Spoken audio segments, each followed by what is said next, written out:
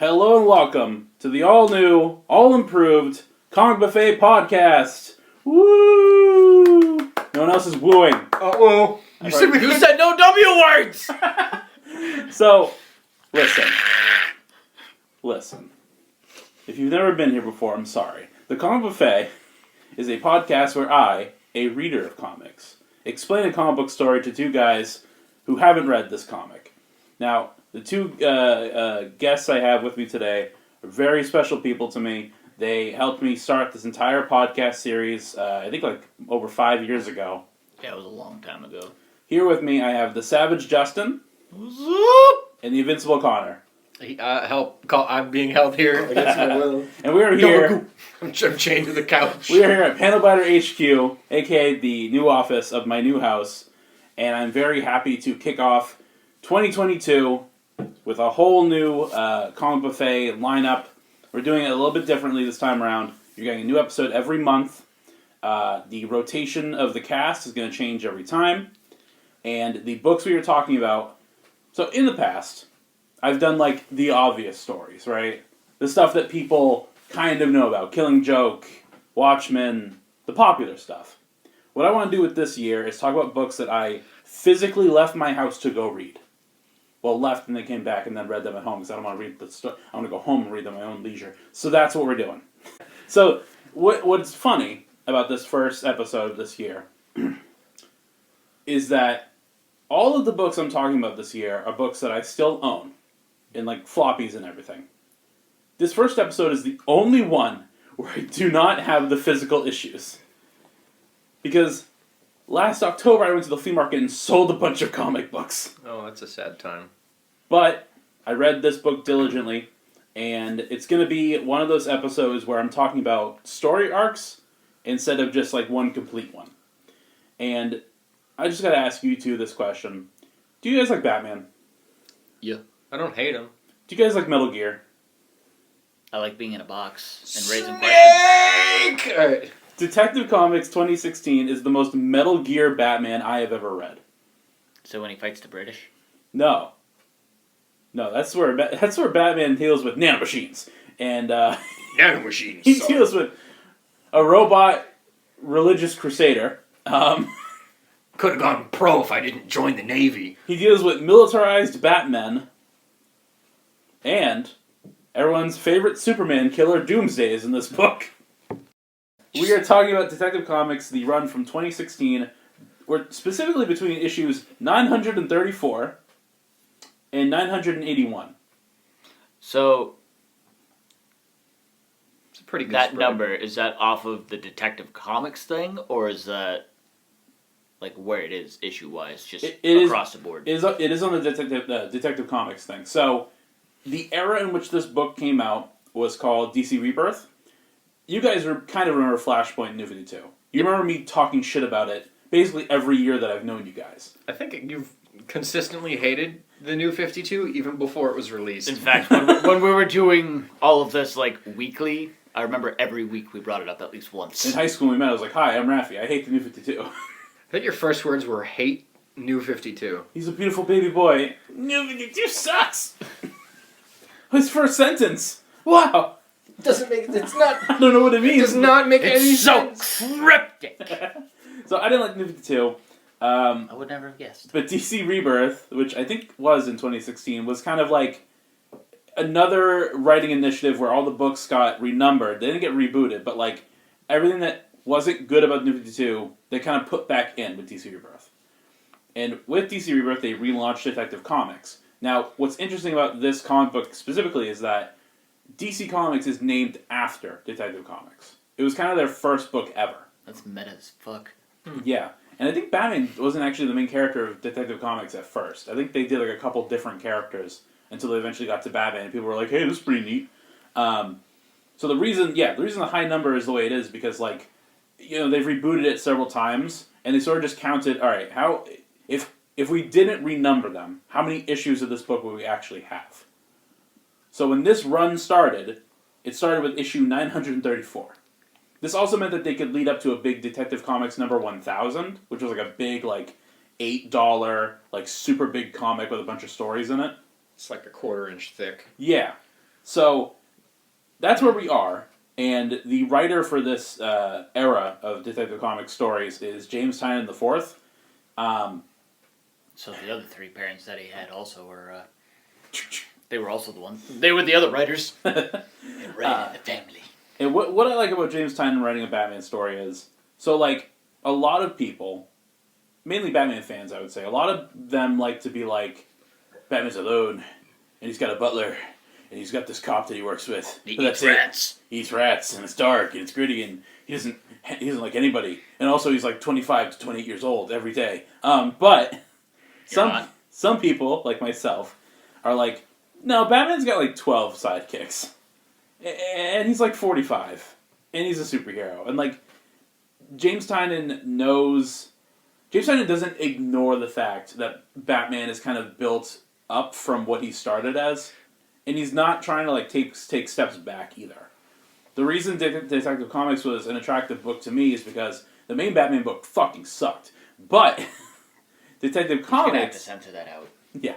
Detective Comics, it like addressed things. It kind of... The book wasn't afraid to be like, hey, Batman's kind of being an asshole right now. And people are going to tell him to his face. And then, run off. To the cowl. Okay. I'll explain the cast as we get in here, because that's the other thing that I like about Detective Comics. Man, it's hard to say for me. It's a team book.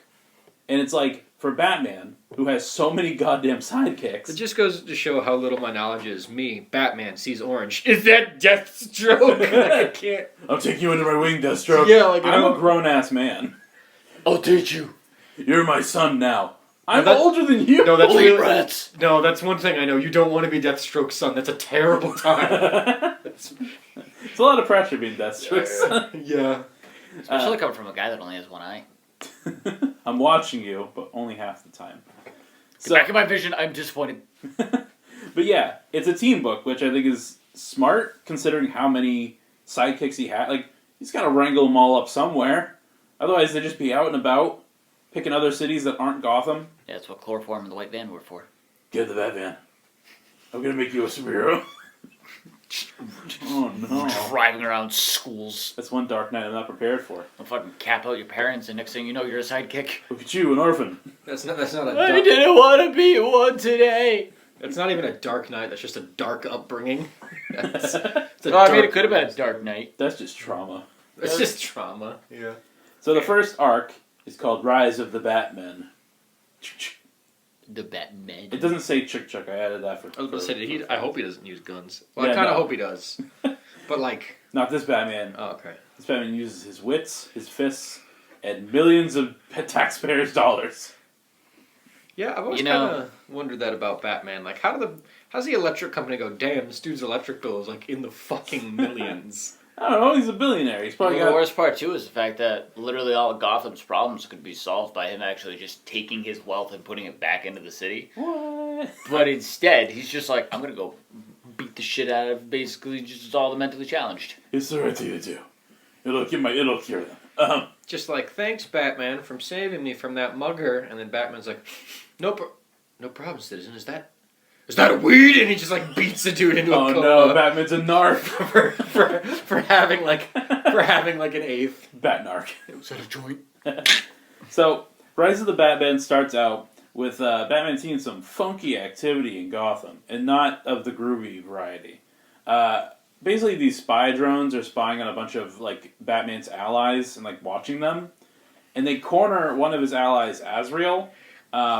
This is a bit of a trip back, but we once covered a story called Batman Nightfall, where Batman had a guy named John Paul Valley as like his secondary Batman. Then Batman goes off. He's like, "Oh, all my villains escaped. Oh, this guy Bane. Hi Bane, how you doing?" Oh, he snaps his back, and then John Paul. My spine! He like crashes back, tosses it away, and Bane's like, "I did it." And then the other Batman, John Paul Valley, is like, "Crack your back." It's just an entire chain of everybody snapping backs. Yes. And then John Paul Valley's like, "Now that I've beaten Bane and saved Gotham, I'm going to turn into a Terminator Batman." And so he gets all like metal geared out with armor and gloves and claws and shit. And it just goes sideways real bad. Like Sandra Bullock needs to step in? Like Sandra Bullock needs to step in. Okay. Alfred, deploy the bat nitrogen. The liquid nitrogen. At this point, Azrael is like, because before he's Batman, he's Azrael, which is like a holy religious knight raised by a cult. So we must take back Jerusalem, Batman. Take on Palestine! It's all fun and games until you're just minding your own business, doing criminal things, and then you just hear from overhead, Deus Vult, as you get drop kicked in the neck. Can you imagine Leviticus? Can you imagine Batman and like the Robins and the Batgirls all hanging out, and Azrael's like, when do we purge, Bruce? It's not What? What'd you say? It's not even like batarangs. It's just like a Wait, get the boat. It's like a sharpened cross he's throwing at people. Well, you're rich. This is fine. We'll just donate it to charity. We are the new Make-A-Wish. He's so religious. He's just got like one of those Jesus fish on the back of the Batmobile. You take that off. So Azrael is Azrael again, and he's at a church because of course he is. And one of these spy drones kind of corners him, and he's like, "Fuck off!" and he attacks it. And then, oh no, step drone! What are you doing? Now, are these drones like humanoid, or are they just like an Alexa drone no, that they're flies? they're like flying. They're like flying. Just throws a Bible at it. But this one, like, he attacks it, so it attacks back, and then more drones show up, and then these guys called what are they called? The Colony show up, and the Colony are like militarized Batman guys, and they beat the shit out of Azrael. Good. They beat him up. They take his Bible. Oh no. Pants him. Take his lunch money. We take his collection bowl. Look at this nerd print of God, and then they leave like buddies. Just Zoidberg off. And then Batman shows up. He's like, "What? Oh, I thought you were in trouble. Clearly, I'm too late." They took Azrael's just sitting there, just like crucified. Yeah, all his bones are broken. They took my shoes. Mom, pick me up. I'm scared. God will heal me. Bruce is like, "Oh my goodness." So Azrael is broken on the ground. He's like, "Batman, help me." And Bruce is like, I should get my other friends and make sure they're not getting beaten up. Remember when you left me in a wheelchair? Oh, your back's broken? That's weird. He literally walked in he literally walked in the church, saw the revive symbol, and went, "Oh shit, they're getting third partied," and ran off to go help them. Like, all right, I'm gonna recruit my cousin. You know, when you build a team, you're like, all right, well, clearly, I need to bring. So I see secret identities have gone by the wayside. Well, it's a little more complicated than that. Okay, so you see the. I mean, to be fair, the red-headed Batwoman. Yeah. That's Batwoman. She. Yep. Not girl. She's old enough now. She's woman. Well, it's not a grown up. Deathstroke's out of that. Oh. Batwoman is Kate Kane. She's a character who's been around since like 2008, I think. Her deal is, it's not complicated, but it's going to sound complicated. So she is Bruce's cousin. Her father was Bruce's mother's brother. So, yeah, it's his uncle. Yeah, Uncle Jacob. Right? So it's literally just your uncle's daughter. Right, and Jacob was and I think still is a military general. Okay. And Kate, when she was really young, her mother was murdered. That's rough. But there's a part in the book where they're doing this flashback, and she goes to the funeral for Bruce's parents. Again, they're both like 10. Oh, okay. And Bruce is like, I just wish I could find the person. If I had the person who killed my parents, I'd kill him. And Kate is like, I have those thoughts too. Now, whereas Bruce is like, I'm not going to think that way anymore and go be a superhero and like not kill people. I totally see where this is going. Kate is like, I want to kill people and get paid for it. So she joins the military. Fair enough. Oh man, that application of Blackwater looking really good right now. So by the time she's a young adult, she's in the military. She serves there, and when she comes back to Gotham, she is immediately caught up in some supervillain bullshit. And I don't remember who it is. It could be the Riddler. It could be Joker. It could be frickin' Condiment King. Somebody. I didn't know Connor was a supervillain. Ketchup. Dude, seriously, I have so many sauces in my refrigerator. So, yeah, she's caught up in some supervillain nonsense, and Batman saves her. She doesn't know Batman is Bruce Wayne. She's inspired by Batman to take her war in Gotham. She's like, the real battle is here. She says the thing Punisher says when he becomes Punisher. The real war is here. I mean, meanwhile, she's over there, like, duking it out in fucking Afghanistan. She's like, nah, Gotham. Gotham is where I'm needed. Yeah, exactly. So, and she takes up the Batman no killing rule either. And wow, so she like really took a step backwards. Yeah. So she becomes Batwoman, and she kind of uses her connection to her father to like get like military like pay and gear and stuff like that.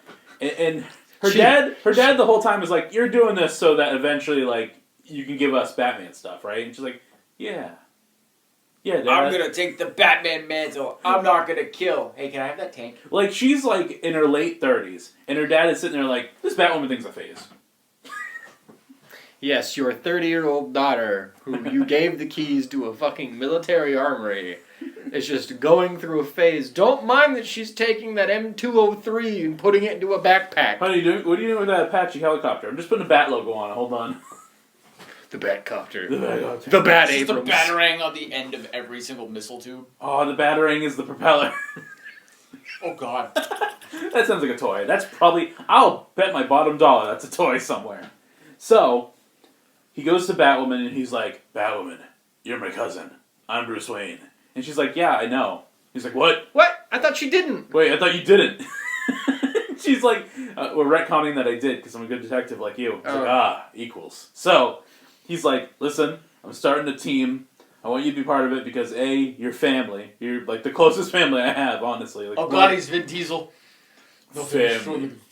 And he's also like, "Your family, you've been in the military, I need like a second," because his thing is, I'm building a team, but more so I'm training people that need training, that are kind of within my collective, like people that are kind of my sidekicks that I haven't properly like worked with, and I need you there to help me train these people. Oh, so he's the dad that's finally just stepped back into his kid's life, and he's like, "Oh, we're gonna compensate, we're gonna make up for everything that just didn't happen. So like, here's like 18 years worth of birthday gifts." Oh, I imagine every time Red Hood gets in some sticky business, Bruce shows up like the silver-haired dad, like, "My son hasn't done anything wrong." And then he gets Red Robin.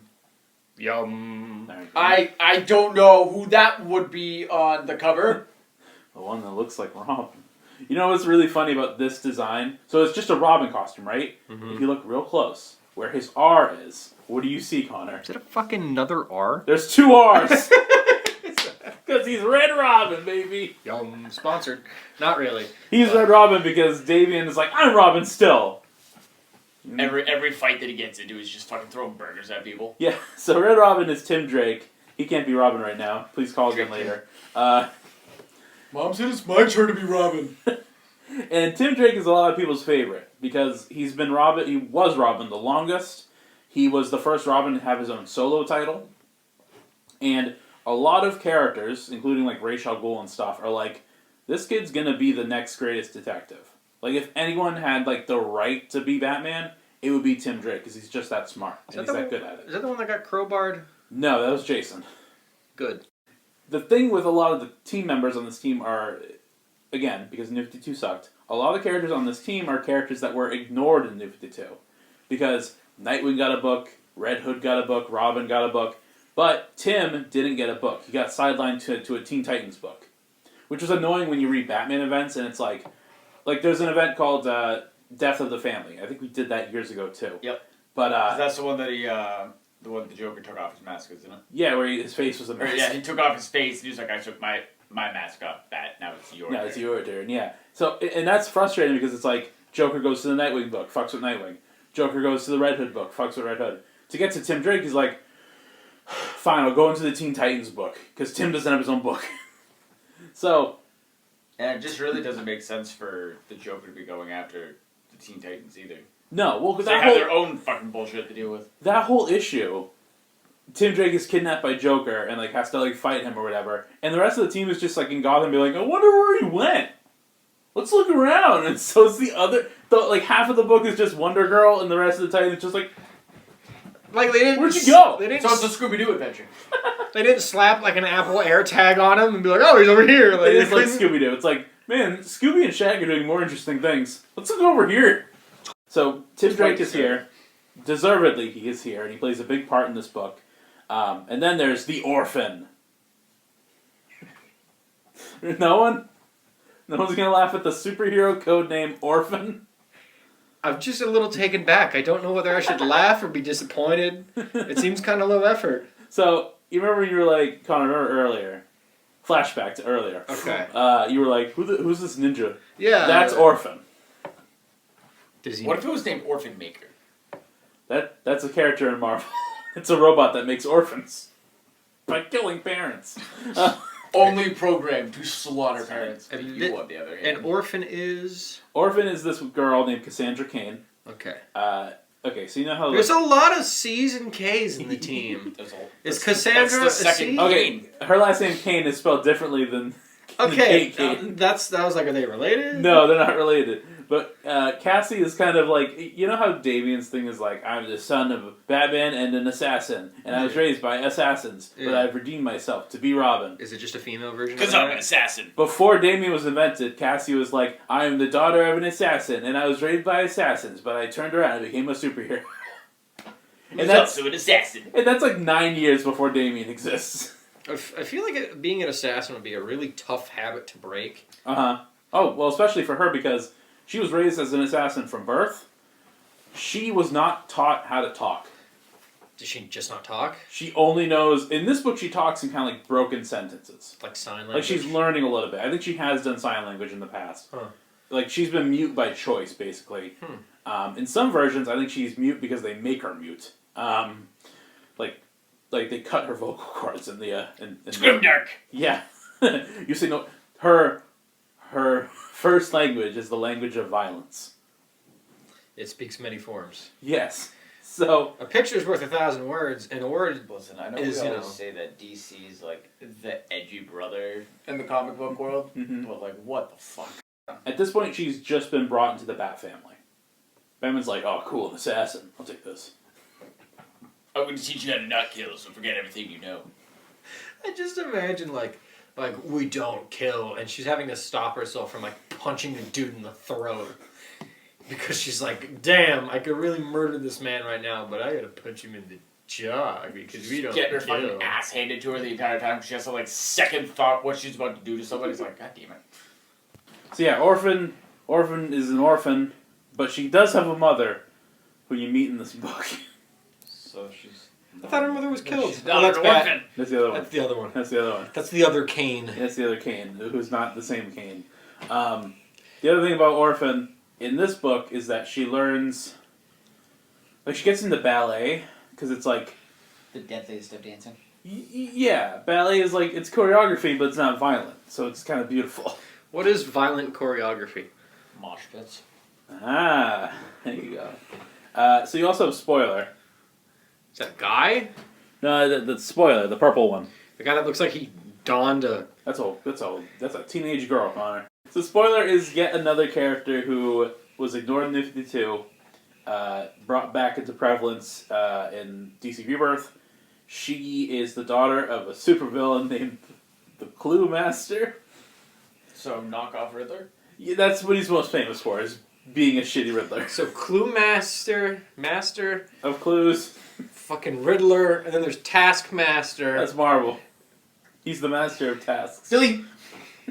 He's just a middle management figurehead. Clue Master, it's funny because Clue Master, he did the same shtick. He would do crimes and leave, like, clues behind, intentionally. You'll never guess who I am! And then, dude, you're right over there. I can fucking see you. And then his own daughter would solve the clues for the cops before they got there.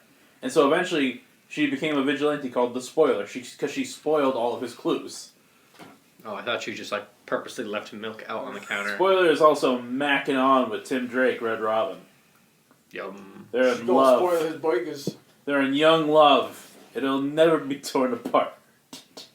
Anyway. Yeah, I give that about 5 seconds before one of them dies. Anyway, we should probably talk about the elephant in the room. The British guy? Okay. Yeah, the nutsack. What's his name? Basil Carlo. Basil Carlo? He's That's like not- aggressively European. He's Foreskin Man! He's not British. Okay, what is he?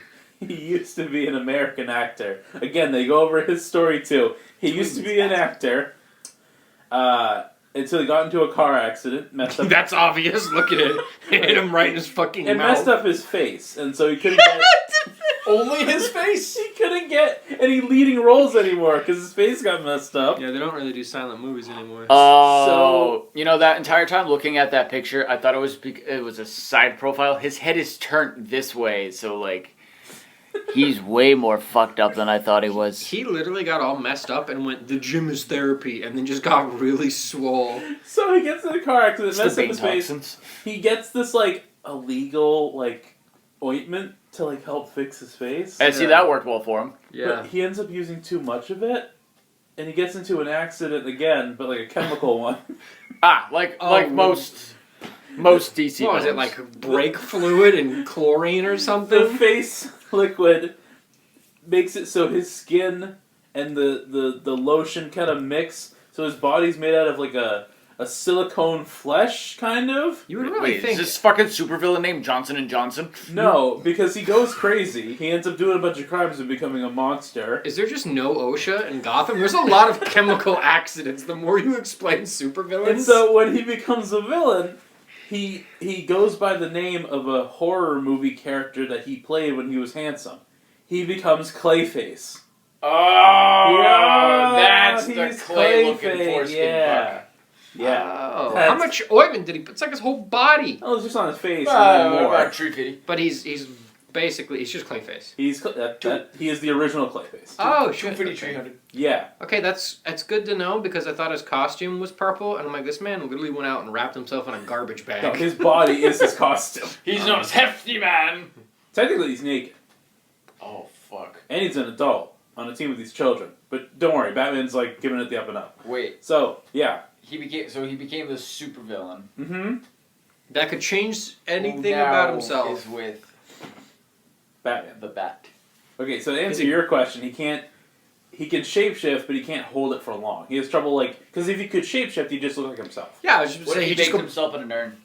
just go back Killed. to, That's what I was thinking of. There's an episode of the Batman cartoon where, like, a part of him gets separated and becomes, like, a child, and he has to go find the child and be like, get back here. And it's like, no, I want to be free! And he absorbs the kid. But to answer your question, so Batman goes to a movie theater where Clayface had escaped Arkham Asylum and like went to the movie theater. And Batman's like, Clayface, I know you're not a bad guy. I know you're like chill, bro. And everyone's like mad at you because you look like a freak. You're ugly. You're a monster because people treated you like one. You're disgusting. But I want to give you a second chance. Justice. and then I'm gonna go on and guess he fell in another vat of chemicals. He gets up from his chair, walks over, trips and falls in chemicals. It's the Who infamous keeps putting this green shit everywhere? it's the infamous chemical plant theater. It's like the old film that they have to treat in like acid and they do it on site. All the fucking acid washed up, yeah. Imagine you're working at a Regal Cinemas. And they're like, alright, so things have gotten real bad. We have to share the location with the chemical plant in town.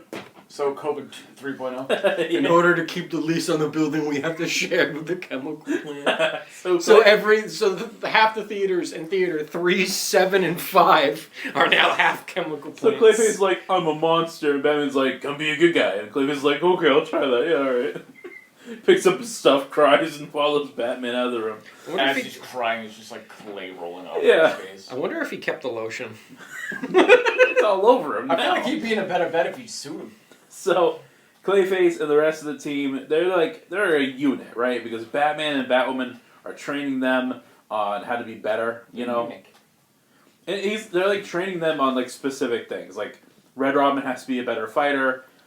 Spoiler has to be just better at vigilante stuff in general. Orphan needs to like not kill people. I like how that one was probably the most obvious. I'd like to think he didn't work on that one first. He just started working with spoiler, like, be a better detective. Ah, shit, Orphan killed someone again. Well, it's cute because Damn it! Because Orphan considers herself a monster.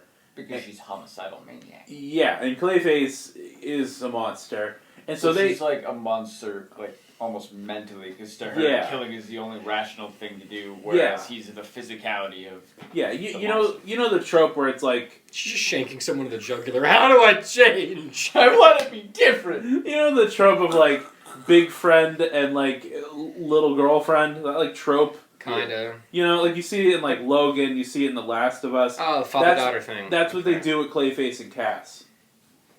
Like, she's like, I only know how to hurt people, and he's like, oh, that's all I know how to do too. Let's be friends. Num num. And they help. Wrong movie. They help Clayface by like Batman makes a like gauntlet, like a brace for him that allows him to hold his shape for longer. And it keeps him a bit more sane, too. So it helps kind of mellow him out and help him control his powers. Imagine going through this whole entire thing and then he just turns around and ends up being this huge piece of shit at the end of it anyway. What if he just puts like a paywall behind the brace?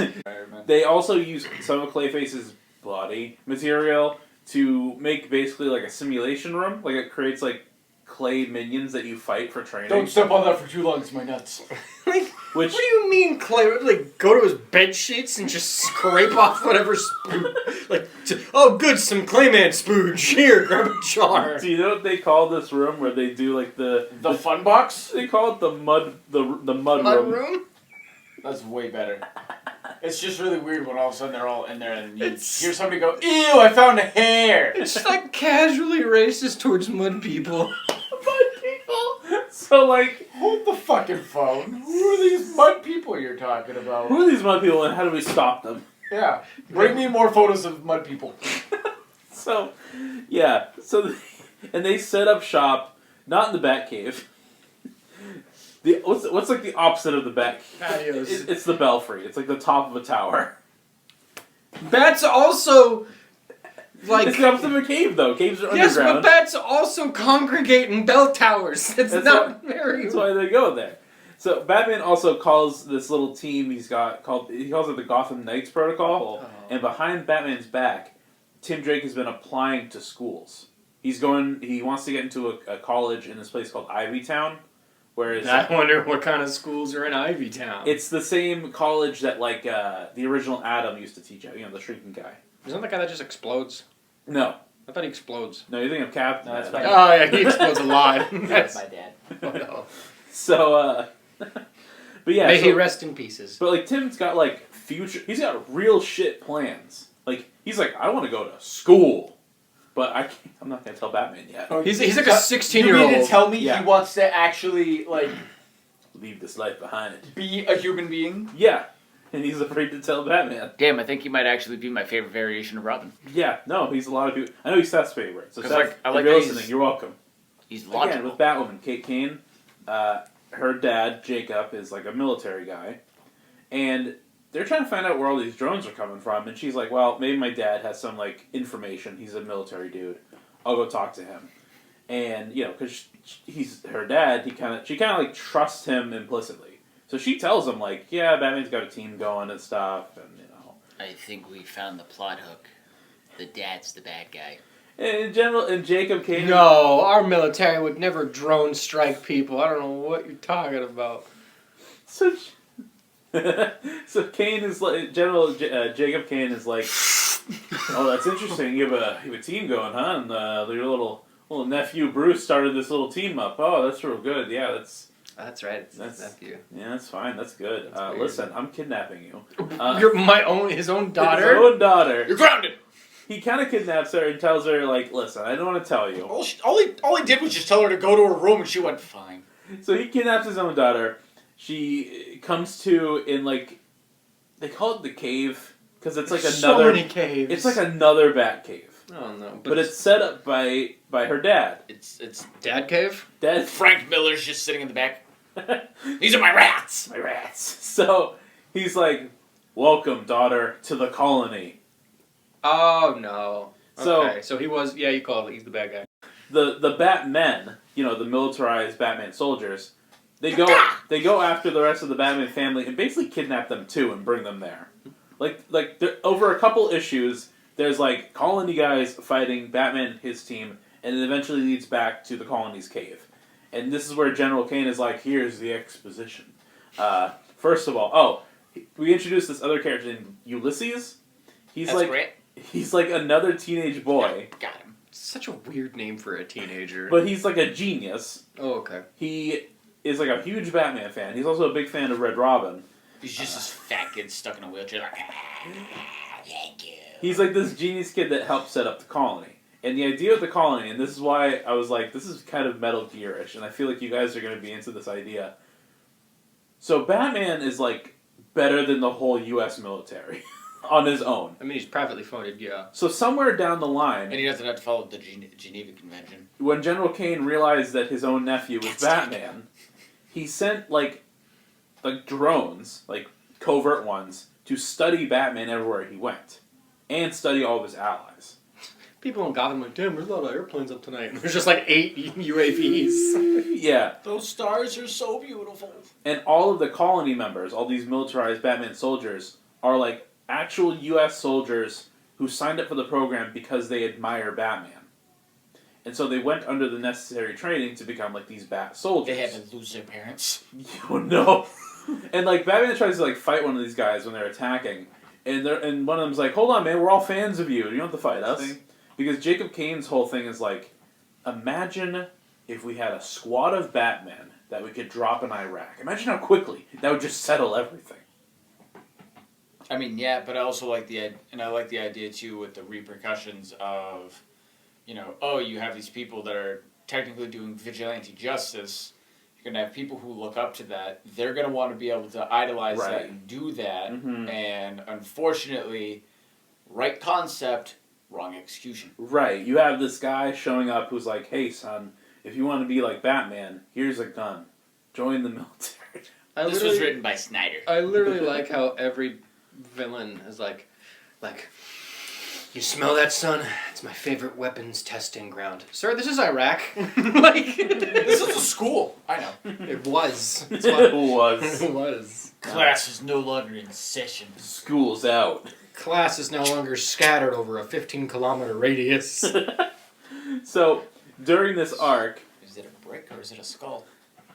So his daughter is like... Because he's like, daughter, join the colony. Like, you're my daughter, you're Batwoman, this is perfect. Like, you already have all the training you need. I want you to be in charge of the colony. This is violently wake up. You could have just casually asked her. You didn't have to fucking chloroform That's her. basically her thing is like, you when you were coming up with this...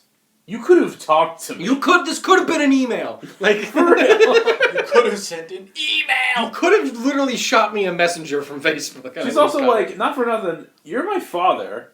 My mom is dead. Your wife is dead. Like, we only have each other. Like, and you're the only person I told about all this Batman stuff. It sounds like a plot. You know I trust you. Yeah. Or a bad CW show.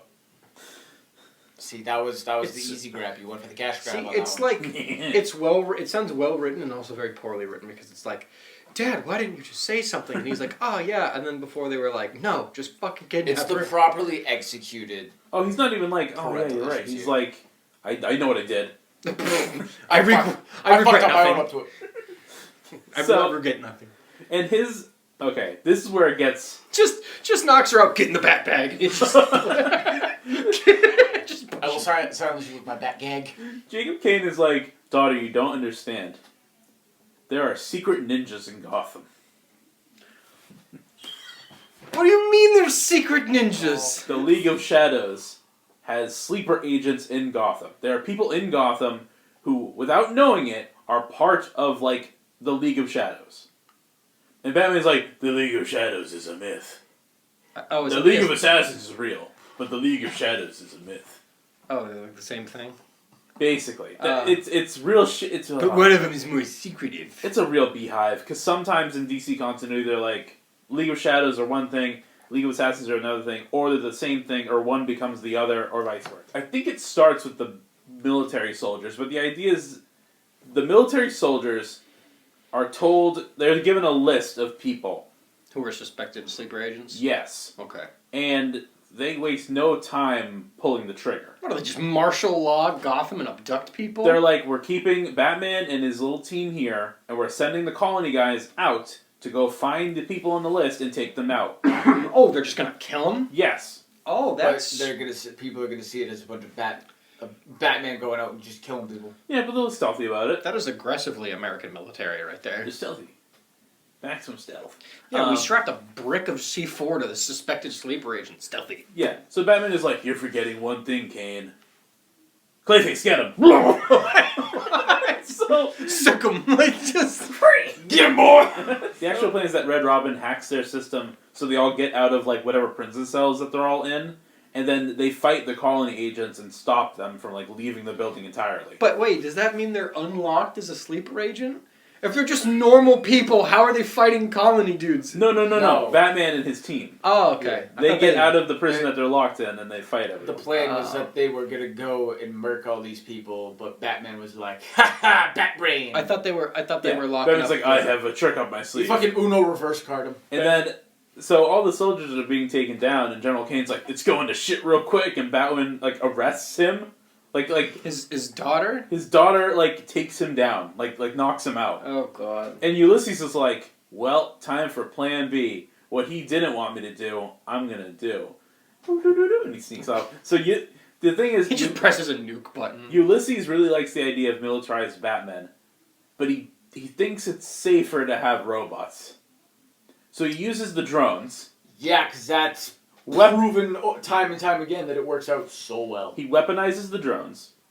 He gives them the list, and he sends them out into Gotham. Why wasn't that Checking the first idea? Twice. Why wasn't it? I think the idea is that the soldiers probably would have been better at, like...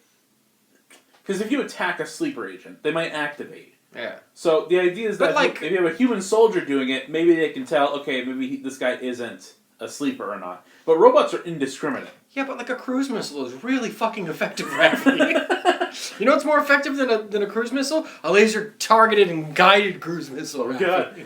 Tomahawk! Yeah, just... So they send the drones out, and Batman's like, oh my god, we have to stop those drones. And so everyone heads out. And oh my god, bat drones! Yeah.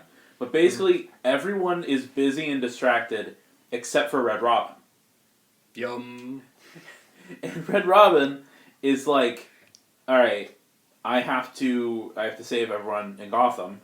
And so he hacks the drone system, right? He can't make them stop doing what they're doing. He's not a good hacker then. Oh, I can't. No. Damn, where's the power button? But he can edit the list. Oh no, don't tell me he just puts military people on there. Is that what he does? The bad guys. No. Just puts in U.S. military? Who is Bruce Wayne? No, Batman gets fucking dropped. No, it's great, right? Because everyone's distracted, everyone's busy. Tim Drake, the whole idea of like the Gotham Knights protocol, it wasn't just Batman's idea, it was Tim's idea. When he like first was Robin, he like took notes on all of his ideas on how to make Batman like better as like both like as a hero and also as like a system to protect Gotham. Okay. And the Gotham Knights protocol was part of that. So he's been championing this team the whole way through. And at this moment, everyone's spread thin. They can't stop all the drones at once. And so Tim is like, I can at least keep the drones busy while everyone else finishes hacking them. Because he knows he can't turn them off. But like, if he gives other people the time to do it, they can hack the drones and turn them off. So he's buying time. Okay. So the way he decides to buy time is he edits the list so that all the drones attack him. So, Batman's on the comm link, right? I don't know how to process that information. You Bat- dumped You on could have me. just had him go after Kane. He doesn't want to get anyone killed. He's Robin. He doesn't want anyone to die. I don't want the Reaper because I know if I kill someone, it's a dark path. But if I'm dead, that's suddenly not my problem. He's doing it for the dream, man. Oh god. Tim Drake is fighting all the drones, and he's telling the rest of the Bat family. Mainly, he's telling Batman and Spoiler because they're the best hackers on the team, other than Tim, to continue hacking the drones so that he could turn them off. And Batman the whole time is like Tim, like he's like mad at Tim for doing this because he's gonna get himself killed. And the whole time, and Spoiler's mad at him too, honestly. Everyone's kind of mad at him for doing this move. Batman's like, this is a teachable lesson. Yeah. Meanwhile, Tim's like, I'm busy not dying! By the time they manage to turn off all the drones, they're like, alright, cool. Drones are off, let's go get Tim. There are only like 2 left. They go back and they can't find Tim. It's under like a pile Like of the drones. last bit on the recording is him like, gunshots, him like yelling out in pain, and then when they get there, he's not even there. So we got the school experience he always wanted. So they assume he's dead. Like the Victim Syndicate arc starts with Batman visiting Spoiler because she hasn't been on a few missions like in the days since Robin died, and he's like, "Listen, I know you need time to mourn, but we don't have bereavement pay you know here. as well as I do that Tim knew the mission and he sacrificed himself honorably." And Spoiler's like, "You asshole! He was gonna go to college," and Batman cries. He's like, "Oh my god." An emotional Batman? Yeah, What the fuck? And he cries and he embraces spoiler, and they both cry over their dead friend. Now, despite everyone being sad about this, they need a new Red Robin, guys. We need a new smart guy in this team. We need to get another guy. We need more burgers. So Batman and Batwoman recruit a character called Batwing. I really hope the next guy also has a dumb name. All right, so imagine this, right? Iron Man. So was his name Wing prior to becoming one with the Bat crew, or was that just... No, his name's Luke Fox, and that ain't much better. You know Morgan Freeman's character from the Batman movies? Yeah, he was Lucius the weapon designer. Luke is his son. Okay. And he's like a young black Iron Man type of character, and he's recruited onto the team to kind of replace Tim as the smart guy. The only issue with him being recruited is everyone's kind of salty at Batman for even filling in Tim's spot with this guy. The guy hasn't even been dead 2 weeks, and they're like, "New guy, get in there." But also, Luke Fox is kind of his identity isn't public, but when he's not being Batwing, he's celebrity scientist genius. He really is kind of a Tony Stark type of character. When they meet him, he's getting out of a limousine and walking into a party. Oh no. So at the same party that they recruit Batwing, the party is attacked by a new group of villains called the Victim Syndicate. And let me tell you something. It sounds they got attacked by Tumblr? It just sounds like a really shitty name, or a really dope name, depending on your stance, for a support group. Yeah. So doesn't it? So the Batman showed up and burned down my house. Yeah, fuck that guy. Let's go kick his ass. Okay. It's actually a really cool concept because the Victim Syndicate are these 5 people who have powers and gimmicks and stuff, but they all got their abilities from being victims involved in a Batman versus supervillain fight. I swear. Oh no. I kind of thought you were about to say another chemical accident, and I was like, I knew it. Okay, so how messed up is the Victim Syndicate? So first you got the first victim. Okay. That's his name. Yeah, that's his code name or whatever. He's Victim Zero. He's dressed as an all black, except his head looks like you melted a red candle over his face. So a weird red mask kind of deal? He doesn't seem to have any powers. He's just severely deformed. You don't even see his face, honestly. And this is the worst part for me. So James Tynion IV right now, he's finishing up his Batman run currently, at the time of this recording, and he's stepping away from DC Comics for a while. He still hasn't revealed who the first victim is, what his secret identity is or anything, or even his past. That's So called it's job. kinda just there. It's called job security because someone's gonna want to know. And the first victim's again, no powers or anything. His ability is leadership and being able to talk people into his cause. Oh, so he's a Mon. Yeah, they're real cool. Again, I don't remember how the Mute gets his powers, but the Mute's power is that he creates a force field, and anything within that force field you can't hear. That's horrifying. So he just makes a silent dome. Yeah. Yeah, that's a terrifying idea. And then there's Madame Crow, who can project fear toxin organically from her body because she was a guinea pig for Scarecrow. And who's Mr. Noxious?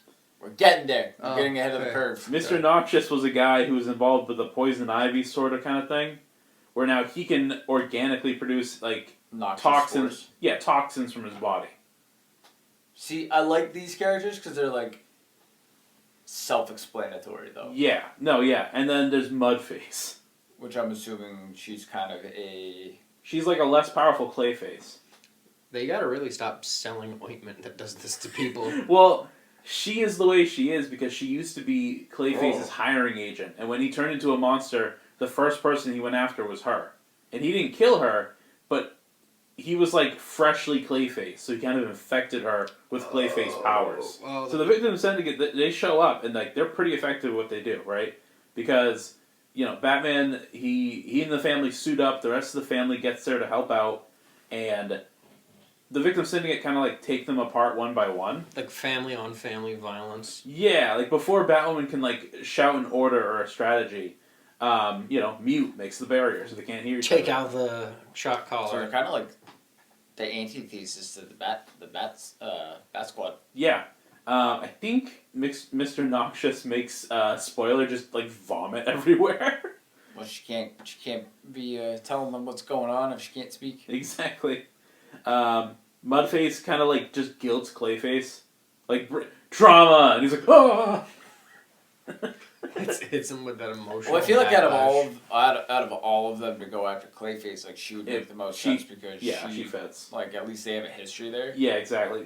Madame Crow uses fear toxin to make all the party goers like freak out and attack each other. So the Batman family also has to like keep them from killing each other. But Batwing already proves like his usefulness because he's able to like. They're all silent, but he's able to send like.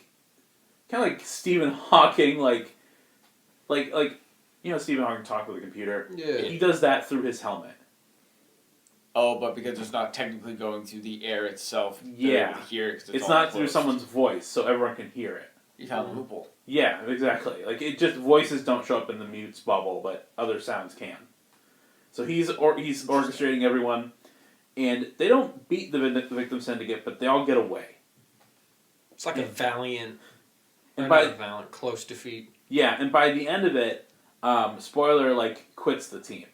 Because she's like, I'm trying to decide if the Victim Syndicate are right about you, Batman. Also, I threw up for like a whole 4 panels. I don't want to do that again. I threw up for an hour and a half, Batman. So Batman's like, oh man, Stephanie left my team. I guess I better pick someone else up. And so he gets in the van. He drives by the food kitchen and he's like, Hey, Azrael, are your bones all healed? Yeah? Get in the van. Now he's back. We're gonna break him again.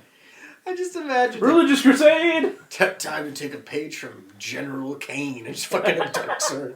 General Kane, more like Major Payne. By the way, they couldn't take General Kane to prison, because he knows all their identities and he's like a government person.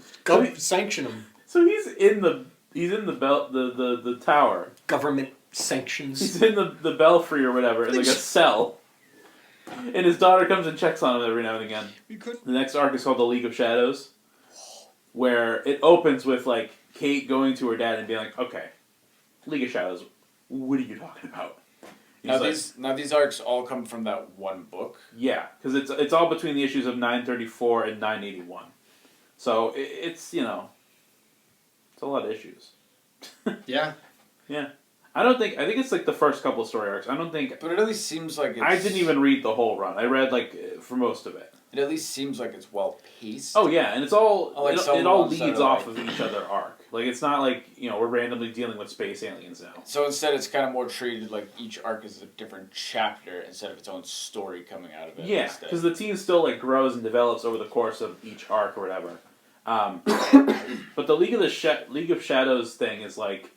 All this crazy stuff that Jacob Kane was saying was completely true. Because this character named Lady Shiva comes to Gotham. Lady Death God? Lady Shiva is Cassandra's mother. Lady Shiva and her ninjas basically activate all the sleeper agent, ninjas in Gotham. And I think the idea is that, over the course of, 30, 20 years... people in Gotham just kind of disappear for a couple days, and when they come back being normal. When they went missing is when they got brainwashed into being secret ninjas. Yeah, so technically they probably never even got any of the sleeper agents then because Tim Drake. Right. Yeah, exactly. They'll all still be alive. Look at the consequences of your actions. Right. But when Lady Shiva shows up with the League of Shadows and all these sleeper agents, she's like, I have one mission and one mission only. I want my daughter to come back home with me. That seems reasonable. And Cassie's like, no. What do you mean, no? I love the fact that, has the possibility of being this horrendous villain. Is more than capable of just, obliterating a good chunk of Gotham because highly trained killers. Mm-hmm. What's her only request? Give me back my damn kid! Just come home with me. Her. No. No, she doesn't want to be a killer anymore. I don't want to. Yeah, she doesn't want to be an assassin. And so, this whole arc kind of deals with Cassandra phasing her mother. And, it's nice when it ends. Because, the whole arc is about Cassandra overcoming the fact that, she's only ever been a killer. But with Batman and the rest of the team, she's found family, she's found interests beyond... she's into ballet and stuff now, And... like she can be a real person with this team of people, and it's a nice follow-up. It's kind of ironic because the last arc was about Batman being bad for people, and in this arc, it's like, no, Batman's also good for people like Cassandra. Also, during this arc, there's a really cool moment where Batman is like, I need to know how to stop the sleeper agents, and I don't know how to do that. So, and he's like researching on the computer, and like Ra's al Ghul shows up to the cave, and he's like, He's just hello. and it's like, Ra's al Ghul, you're a bad guy. Yeah, I don't like bad guys. I'm gonna punch you. Batman puts him in like a special cell, and Ra's al Ghul's like, Batman, don't worry. You see, Lady Shiva stole the League of Shadows from me. She defeated me in combat, and so she. Of course, you're fucking hated for that. I'm doing the walk of shame.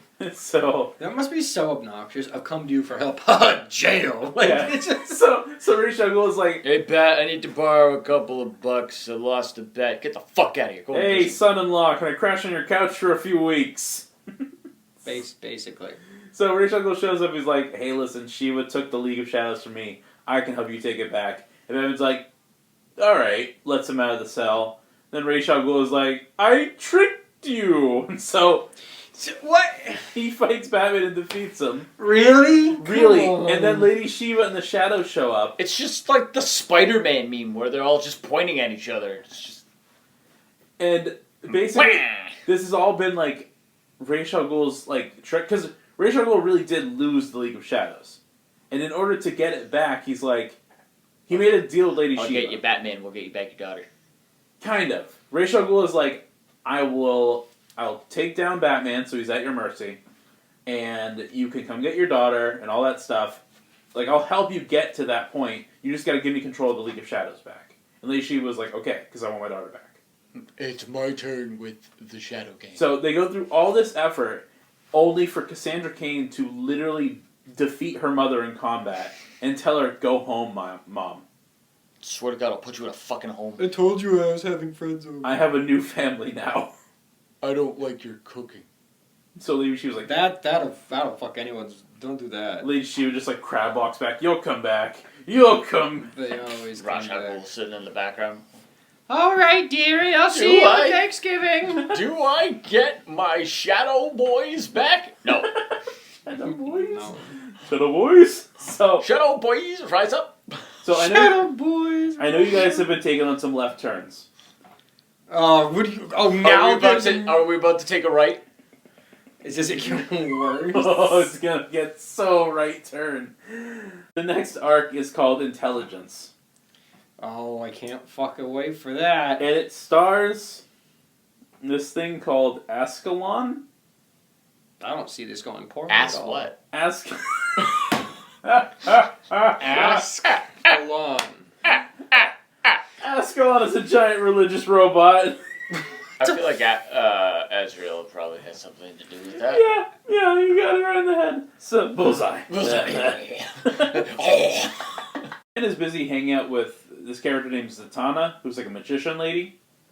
Because he's trying to understand magic, because part of what Rachel more fun around the kids. I get it. Yeah, close-up magic. I'm great at parties. Well, part of what Ra's al Ghul and the League of Shadows did to people was partially magic. So Batman's trying to...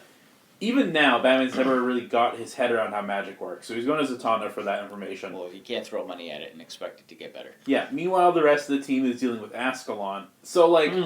Yeah, and Ascalon's whole deal is, like... So Azrael, right?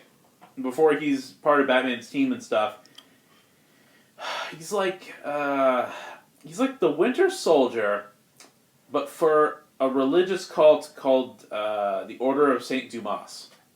Well, you should say the White Knights. Yeah, that's it's not much better there, Bucko. But like, Azrael is like a title passed on through this guy's family, and part of your Azrael training is get in this chair. I'm gonna put this thing over your head, brainwash you. Like, imagine if Neo from the Matrix had that like downloaded kung fu thing, but it's specifically for being like a religious assassin. Become a super Christian. So I guess in that way, it's more like Assassin's Creed or something.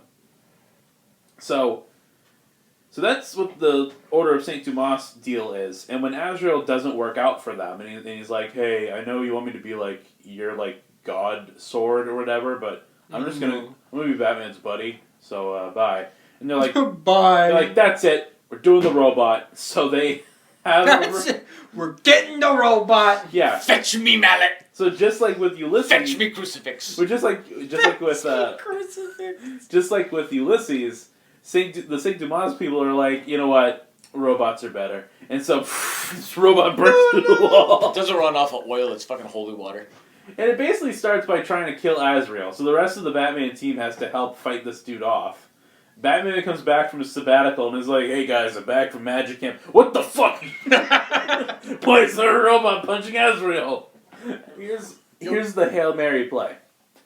I see what you did there. So, it comes down to Azrael. Azrael's like, I'm the only one that can beat this robot. But the problem is, my internal brain system and this robot's brain system both come from Saint Dumas. So the robot knows everything I can do and everything I will do because I'm programmed to be a specific way. Okay, so what if you just get super fucking drunk? Because even I can't predict what I do really drunk. No, the plan is someone, at some point in time within the Batman family, put together, like, an AI program copy of Batman's brain. Of Bruce Wayne's brain. This is why you don't share your passwords. And I forget why they did it, but by golly they did. For some unknown reason. And this all comes from the fact that back in the 90s, Azrael was Batman for a brief time. You know, when he went all Terminator about it, right? Okay. So the plan is, we need Azrael, who's the only one that can fight the robot, but we need him to fight like Batman. So we're going to take the Bruce Wayne AI and overlay it the Saint Dumas programming. So, like, he goes from, like, the Saint Dumas programming in his head to, like, instead of worshipping God and being God's assassin, he worships Batman and becomes Batman's assassin. Oh, no. And for some reason... Fuck it, we're just going to start flinging religion around. I don't know where this part comes from, but he gets cool Batman armor after he turns into... I'm guessing they already had the armor and he just puts it on. Okay, that's fair, I guess, yeah. But he becomes like a sleeker version of like the 90s Batman that he once was. Oh, God. And he beats the robot. And they're like, that was cool for a couple covers. Yeah. I didn't need to Crossman! I didn't need to include that arc, but I feel like the promise of it was way too exciting to pass up. But here's the thing. We took a right turn. I promise it's going to get... We're going to do another left turn. It's going to get crazy. Okay, like a right turn at a NASCAR race. The next arc is Tim Drake waking up in a cell. I kind of figured he lived. Yeah, I mean, they didn't find his body. I find it like, I am the best, greatest detective in the world, but I can't find a fucking corpse. Like, yeah. So, Tim wakes up in a cell. He's like... So it's dorm room. Yeah. He's like, oh, what happened? Where am I? And this fucking dude in a big green cloth with like a shepherd's crook. It's like walking around. There's a lot of weird like Christian symbology in this. Like, What do you mean? Looks over at the god robot. I don't know. Assassinate. I don't know how to deal with this, Rappy. It was like so normal for a Batman comic. And then you just went, Jesus robot, shepherd kidnapper. We're gonna bring it back. The next thing you're gonna tell me is that there's a fucking clown therapist. Connor, I That's promise. also into Hinduism. Like I told. I promise, Connor. We're gonna come back to it. We're gonna come back. Where does the madness? don't call it a comeback. I've been at this for years. Listen, you're really far off the ground, but we're gonna pull you back down. I promise. Are you sure? Because I don't think the noose is gonna let you pull me any farther. So Robin wakes up. He's like, "The fuck are you?" And this guy's like, "Hey, I'm Mr. Oz. I'm in a bunch of DC books right now." That's not literally what he says, but this character is in a bunch of DC books at this So time. might as well have. So he's like a new villain across the board at DC. He already sounds like knockoff Mysterio. And Mr. Oz is like, "I brought you here moments before your death." And Tim's like, "Thanks, Is he magic? but why am I here?" Time traveler. And it's like, Well, you've been unconscious for like 2 months because, you know, you took several fucking bullet wounds. this arc is called A Lonely Place of Dying. Or sorry, A Lonely Place of Living. That would be ironic if he saves him just to kill him. Like, why wouldn't you just let him bleed out? So, I mean, that sounds like early 2000s, like emo band albums. Well, it's on purpose because the story arc that introduces Tim Drake back in like the late 80s is called A Lonely Place for Dying. Oh, so it's like, this is a second chance. Yeah, well, no, it's just, we're referencing the Tim Drake arc from back then. Some homage. But the whole arc is about, like, where did Tim Drake go? What is he doing while everything else is happening? Where'd you go? I miss you so. And it kind of starts with Oz interrogating Tim Drake and being like, so, like, what's your deal, bro? What's your story? And in Tim Drake's story... Really good at almost dying. And a real short way of saying it is... So, first Robin grows up, gets to be Nightwing, fucks off, right? Second Robin, this dirty street urchin kid, doesn't deserve it, gets killed by the Joker. After that, Batman's like, I got Robin killed. He gets darker, and he risks his life more. He's just way sloppier at being Batman. Batman's biggest fan is this kid named Tim Drake, who's noticing this is happening. Tim Drake has been following Batman for so long, he's figured out who Batman is. Oh, so he knows too much, so it's not like Batman can just let him go. Tim Drake goes to find Nightwing because he knows who his secret identity is too, and it's like, hey, can you go back to Bruce? Because, like, he can't survive without a Robin. He's getting sloppy out there. He's being a bitch.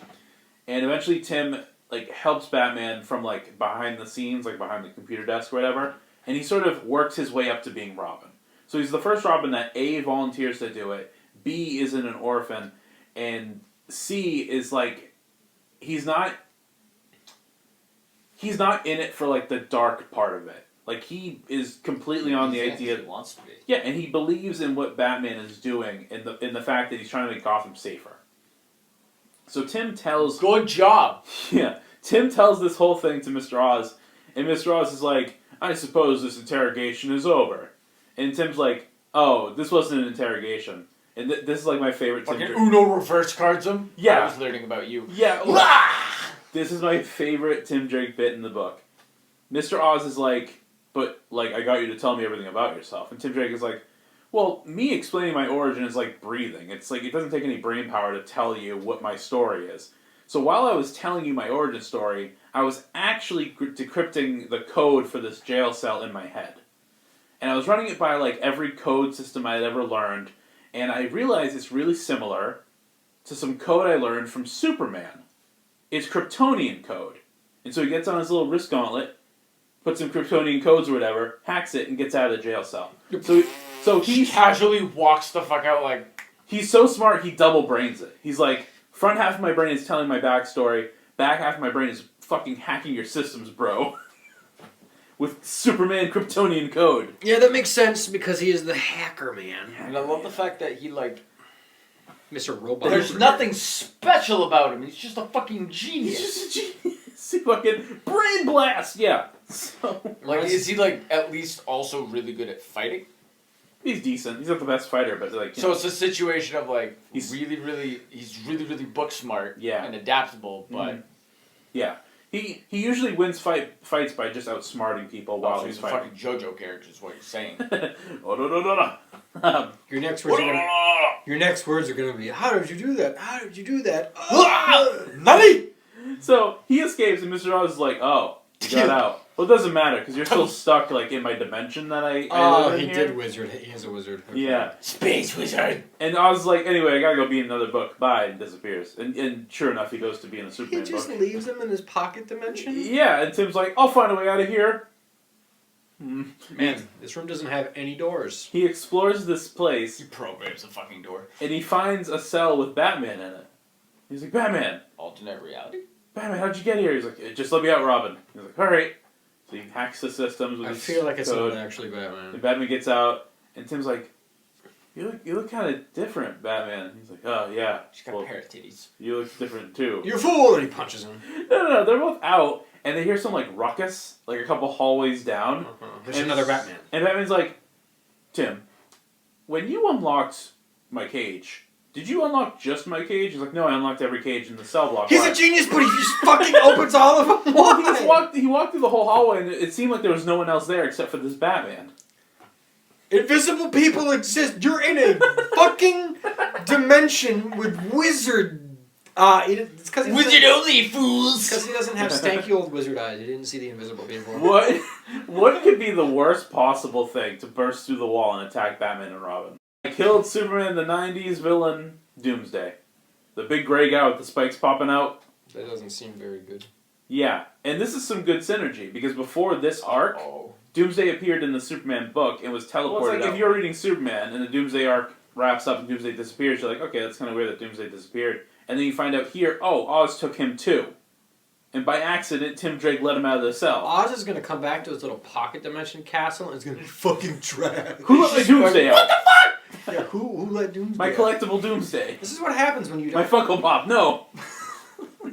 I like how he's just like, yeah, I didn't... My jammies! I decided not to walk around the corner and see if there's more cells, so I just hit like the undo all button. It's like he yelled down the hallway and went, is there anybody else in here? And Doomsday just went... Doomsday yelled back no.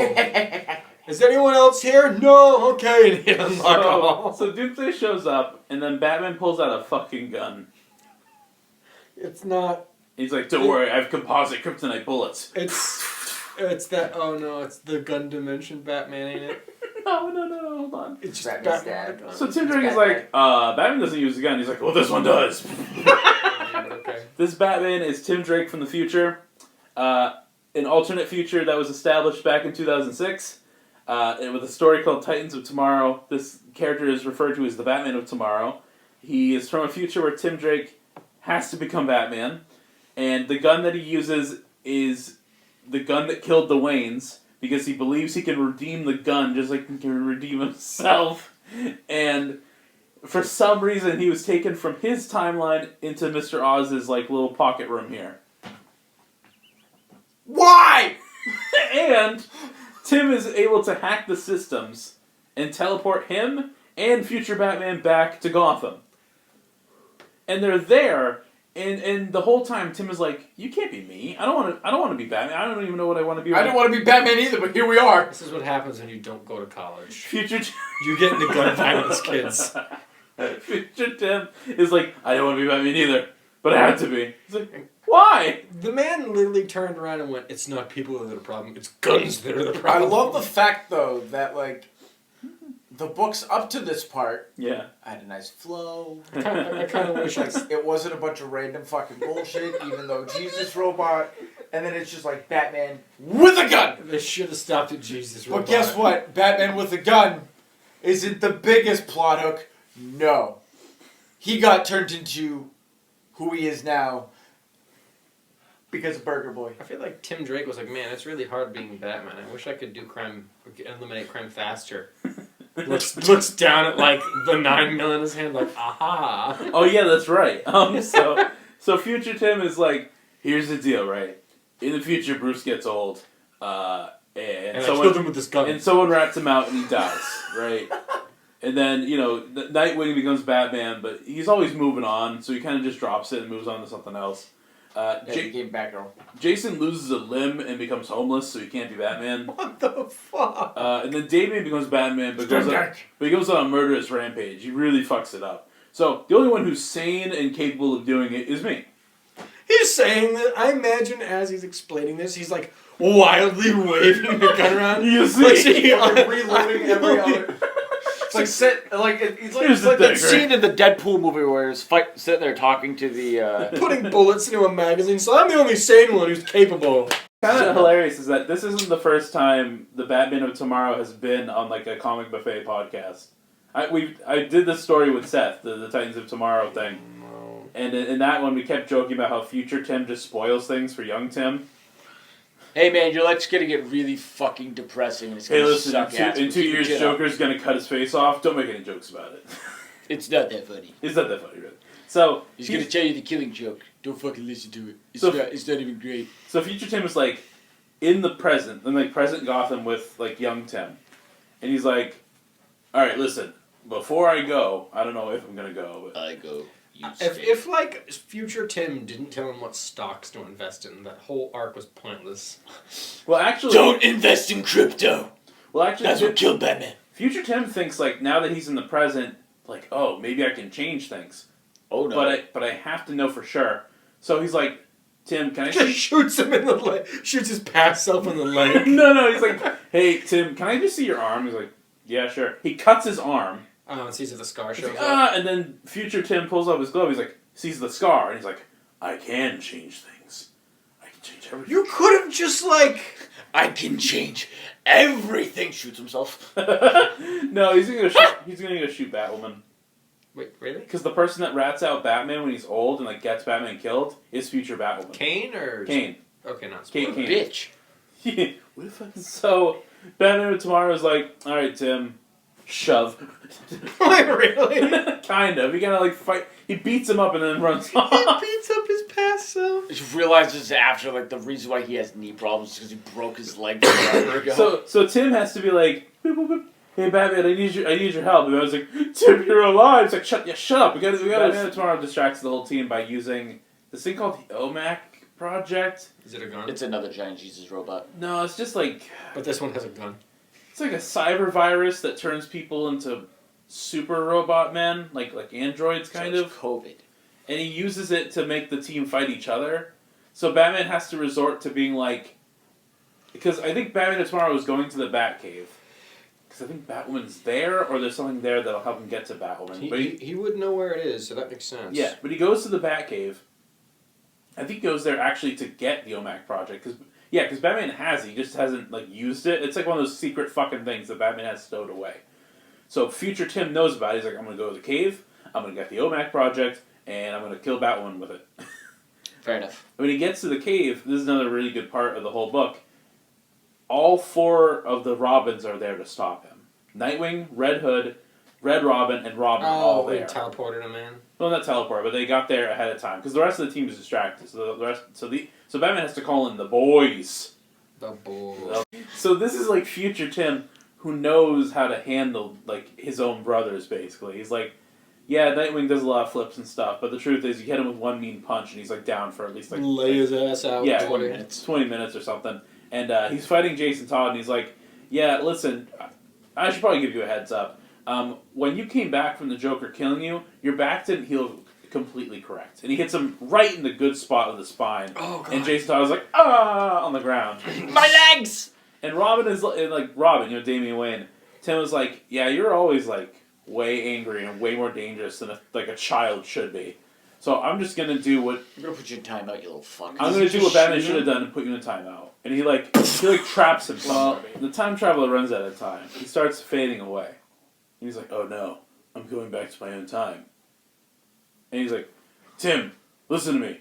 Kill Batwoman. Tim's like, no. He's like, he disappears. And the whole point of the arc is to A, bring Tim Drake back, and B, complicate things further. Because now the Batman family knows about this OMAC thing, this killer robot protocol that Batman has under his, Yeah, because now it's a trust issue with Batman. Right. Now you can't be mad at Batman because he didn't do it. Tim did. Yeah. It's the fact that he has this thing and, like, why do you have it? Right. And what is he really going to use it on? When Tim comes back, he's also like, when he's integrated back in the team, Spoiler comes back too because she's happy that he's alive. Mm-hmm. But what he doesn't tell Spoiler is that, I think he tells Batwoman this, he's not going to go to college. He's going to stay with Batman try to perfect the system. I'm going to try to crunch through the last 2 arcs here. The next one is called the Fall of the Batman. And it brings back the Victim Syndicate, who break into Arkham Asylum. And they're going to, do what everyone does and unleash all the patients. They're such a cool, like, villain group, though. They don't even need the other guys. Well, no, because they go to Arkham Asylum with the pretense of, like, all these people are victims of Batman. They're basically part of the team let's anyway. all be under the same mantle. Yeah, exactly. And not let's go get the Joker and all of them because Batman. Yeah, meanwhile, throughout the whole story arc, again, Clayface has been getting better. He's been interacting with the team. He has been meeting with this science lady who's like, I think her name is Miss October. But her deal is that she deals with monsters, and she has been working on a cure for him. It's a very specific field of science to get into. Yeah, monsterology. So, at Arkham Asylum, Clayface gets involved there, and he runs into Mudface. And he offers her the cure. He's like, I'll stay a monster, but, like, I want to give you the cure. I want you to, like, be fixed. And she's like, don't you get it? I can't be fixed. Even if, like, you take away my powers and I'm a normal woman again, like, the scars you gave me are still internal. I mean, that's fair. And then she breaks his, like, little, like his brace that's been, like, helping him. Oh. And Clayface goes full monster again. Oh. and he fights the rest of the Batman family. I feel like that's not gonna end well for him. And He's gonna get out a garden hose and Orphan's like, Clayface, we were friends, and he's like, you're right. That's why I'm not gonna hurt you. I'm just gonna move you out of the way. He literally just scoots her. And like the rest of the Batman family fight him in this arc. And Orphan's like, what is mom and dad fighting? Right, and Clayface is like, if you never wanted to fight me, Batman, you shouldn't have taught me how to fight. So he's way better at fighting them because he's been learning under Batman. You know what's scarier I had a feeling that they were gonna have something like that happen. You know what's scarier than an 8-foot-tall Clayman? An 8-foot-tall Clayman that knows how to whoop your ass. What's it called? Yeah, exactly. 9-foot-tall Clayman because he could extend his height. The game Clay Fighter from the Nintendo 64. So Clayface is going buck wild. He actually goes to the Belfry and absorbs all the clay that's in the mudroom. Oh no. So he's an even bigger monster. Ew. And Batwoman goes to her dad. Ew. Give me back my spooge. Batwoman goes to her dad, and she's like, I don't know what to do about Clayface. And her dad is like, you know what to do, daughter. Kane is like, when you guys started your little club, and I found out Clayface was there, I was like, immediate contingency. I left something for you. It's a bomb! It's for Clayface. It's a bullet. It's a bullet! But I also would have to leave you a gun, and I didn't do that because that's irresponsible. The effects of which will kill Clayface. What is it, a fucking super soaker? Seems a little intense. So the rest of the team is trying to calm Clayface down. It finally gets down to like Clayface and an Orphan. And they're in the middle of the street after all this destruction. They're talking. And Clayface manages to make himself into a human again. And Orphan is like, we can help you. It's going to be fine. And Clayface is like, I'm just so sorry. I can't control it. I'm just so sorry. And he starts to like Clayface out again. And So it's when he loses control. It was a of his lucidity emotions moment. yeah. Is when he starts going monster, yeah. Yeah. But he turns human and then for a split second turns clay and then Batwoman kills him with the bullet. I feel like that does not go over well with Orphan. This brings us to the final arc. Oh, Batwoman shoots him? Yeah. Oh, because she got the bullet. Yeah. Batman Eternal. Otherwise referred to as the trial of Batwoman. Oh, they bring her to court? No, it's the Batman family, so they do an eternal court. It's the test. That's court-martialing. So the idea Orphan here is the judge and executioner. we go from like Clayface dies.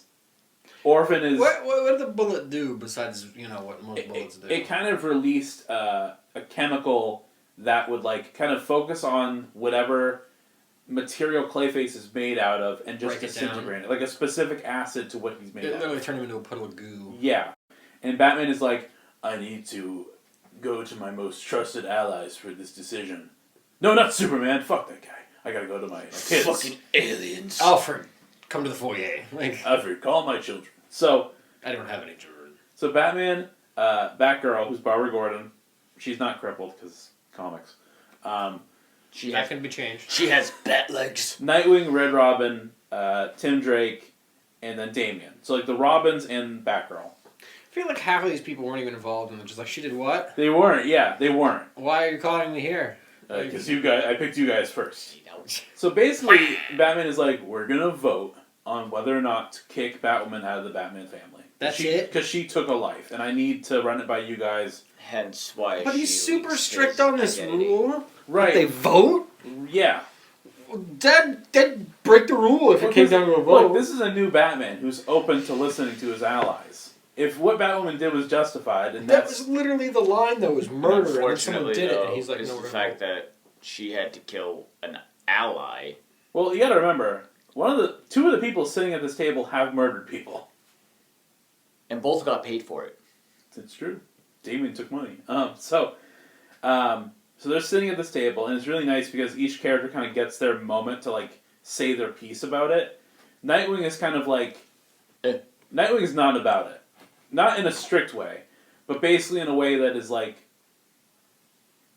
It doesn't sound like a fun time. Like, Nightwing is like, he believes in second chances.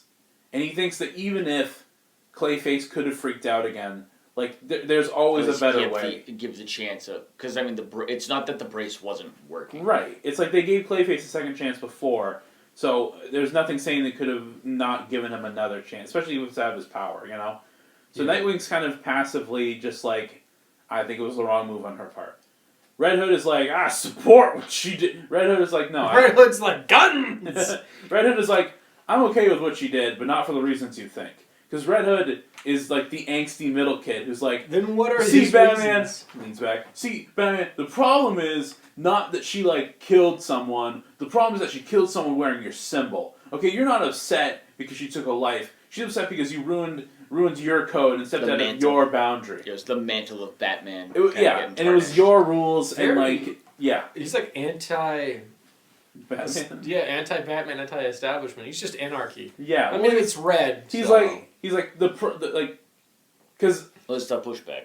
Like what always made Jason as the Red Hood, his position with Batman awkward is that Jason Todd will kill people. Yeah. At this point in time. Like violently. Yeah, but like he's still a member of this family, and so he's like, you're a hypocrite anyway. Like I kill people, and I'm sitting right here. So what's the difference? Yeah, why am I able to vote when I murder right? And I'm like voting, like what? Yeah, that's like I've never been on trial. What makes me different, you know? Oh, it is really weird to hear like logical points get made. Yeah. So Tim Drake is like, I don't agree with Batwoman dead, and you know, even considering what my future self almost did, like I don't want a future where we start killing each other, and like if this is how it starts, then she can't be trusted. Yeah. And then Damian Wayne is like, here's what I think. I think it's fine. I'm the young whippersnapper assassin child. Actually, yeah, he has the shortest because he's like 10. He's like 13, but he's also like he's like to waste time. He's angry and small. He's not patient. Yeah, he's small and he's not patient, but he's like, I think what she did was fine. Moving on, like just like I think what she did is fine. Jason and I have both killed people and we're still here. That's my vote. My question is, like, do you think if Clayface wasn't shot, he would have fucking... Oh, because he took out... You said it was down to just, like, 3 people. Mm-hmm. So he was whooping everyone's ass. Yeah. So if they didn't, he probably would have murdered them all. Yeah, maybe. Or maybe he would have calmed down by Orphan talking to him. Yeah. So... Yeah, because, I mean, it was enough for it did get to the point where he was calming down again. It was only when he started getting flustered over the situation of, like... Right. So then it comes down to Batgirl. And her standpoint is kind of like Jason Todd's. Do I kick myself out? Yes. It's kind of like Jason Todd's standpoint, but a bit better constructed. Because she's like, okay, this whole trial is pointless. Like, it's kind of pointless that we're even doing this, because the problem is, like, you don't know how to handle the situation, Bruce. Like, this is your cousin. This is your family. This isn't someone you took in. You dumb as shit. This isn't someone who you've been training. This is your equal. This is a family member. And the fact that he had to get an entire council of people involved to make a decision as important as this one is like. Because Robert Gordon is like, you're trying to absolve yourself of any of this by having it be like a trial. Because the truth is, you don't want to address the fact that, like, she never abided by your rules to begin with, and she never had to. We all trained under you. We all agreed to do it. Unrealistic standard that you knew at one point or another was going to get broken. Right, or at the very least, Batman, you treated it like it was the relationship that you have with me or any of the Robins or any of the other sidekicks. But, like, you recruiting Batwoman onto this team and then being surprised that she did what she did, free of her own actions, is what would have happened with any other... Like, if he recruited Wonder Woman on the team and she did any of this, he would just lift his hands and walk away. Because it's another adult. It's a character that he doesn't have control over. He didn't make, like, the code for which Wonder Woman follows. But it was Batwoman. It was a member of his family, and he doesn't know how to handle the situation. So he's trying to absolve the guilt and avoid confronting his only family... Sorry, Damien. His only family, because, like, he's never had to deal with a problem like this. This is a fellow adult. Too is, like... It almost seemed like his relationship with Clayface was becoming kind of more of like a friend situation too. Yeah. So it's like, cool, the person who dons my mantle, the person who we were all getting along with, you know, finally got to see that, you know, maybe the villains aren't really as bad as I think they are. Mm-hmm. There's actually some redeeming qualities to them. I can help them. Things are getting better. We're actually to the point where, you could almost say that we're friends. Bang! He assumed. He didn't think she was capable of it. He was not even capable. He didn't assume that she would step out of... Like, this whole He time... kind of forgot that she had free will. Yeah. This whole time he thought, oh, she's on the playing ground. She's on the same wavelength as the rest of us. She's got the bat symbol on her. She knows what this is all about. And it's like, oh wait, she's an adult with her own motives and her own way of thinking. Oh, she's on her period. And on that note, your actions, when will you learn that your actions have consequences? But in the same note, it's his team. He can literally tell anyone at any point to fuck off. Right. And the real... But he doesn't have the ability to do that, though. The real killer, though, you see that everywhere with things with Batman. He has the plan on how to handle it. He knows how to... Has he just tried saying no? Case in point, how he is with the Justice League. I mean, he has a method of killing every single fucking one of them. But in order for him to do that, he has to go against his own plan. Well, that kind of comes up here, because the real kicker is that, Barbara Gordon is you're so used to manipulating people. And Azula. And Barbara's not even intentionally. I think you manipulate people without even knowing it, which is why this whole Batwoman thing is throwing you for a loop. Because the whole time you thought you had your cousin's brain figured out, and you thought you could predict everything she did, and you thought you didn't know that you were puppeteering her, which is why when it went south you were surprised because you didn't even know that you were expecting her to do one thing over the other. You thought you had this under wraps. But then she's like, if not Batwoman as an example, look at Tim. And Tim is like, what are you talking about? What? And Barbara's like, Tim, no offense. I don't want you to take any offense to what I'm about to say. Batman, when did you start considering the Gotham Knights' whole plan, the whole initiative? And Batman's after Azrael got, his bones fucking broken. and after he got his stuff ran. What Barbara gets Batman to admit is that Tim Drake came up with this whole Gotham Knight initiative early on in his career as Robin. And he's always had the idea, and he's always floated it to Batman, but Batman never really considered it an option. It was only after Jacob Kane started up the colony. The colony. Batman hears about this rumor, and he assumes, well, if Jacob is starting a Batman army, obviously the first person he's going to recruit is Batwoman.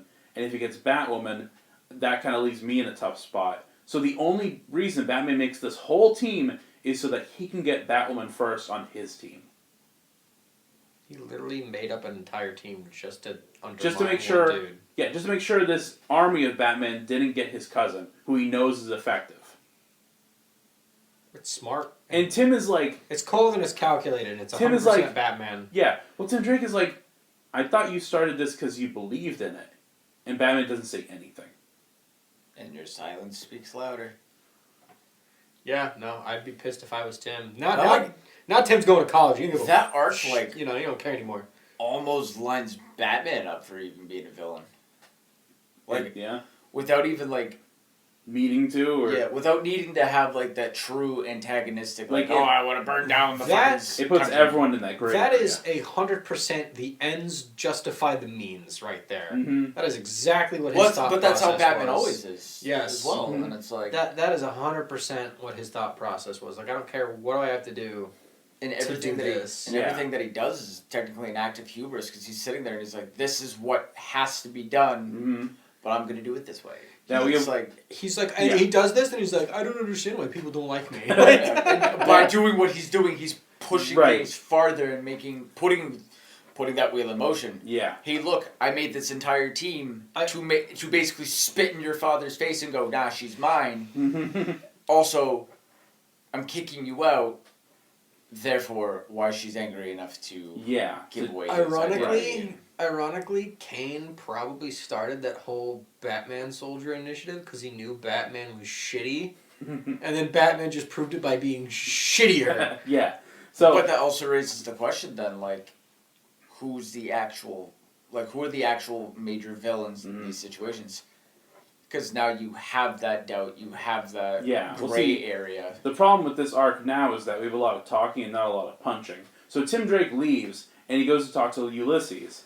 And Ulysses is like, hey man, like, I believe in the whole dream of Batman and everything, and cyber virus. And he uses the cyber virus that Batman, like, hid away, that, like, future Batman found, right? The OMAC thing. Oh, he had it all the way back then. Yeah, like, well, because... He was trying to perfect it. Yeah, Ulysses gets it, puts it on Tim, and inside Tim's head, Ulysses shows up as like a digital avatar or whatever. It's all internal. He's like hallucinating. But Ulysses is like, listen, you in the future, the one that had the gun, he had the right idea. So I'm gonna make it so you're that guy, like now, and we'll use the OMAC project to do it. And Tim's like, I don't want to do that. He's like, oh, it's fine. I'll just control your body for you. So Tim becomes like a cyber Batman. Oh, hey, would you look at that? More gray area. Yeah, so he becomes a cyber Batman. It's not even like Tim's fault at that point. He's and Ulysses is like, now, what was your future self working on? Right, killing Batwoman. All right, we're gonna do that.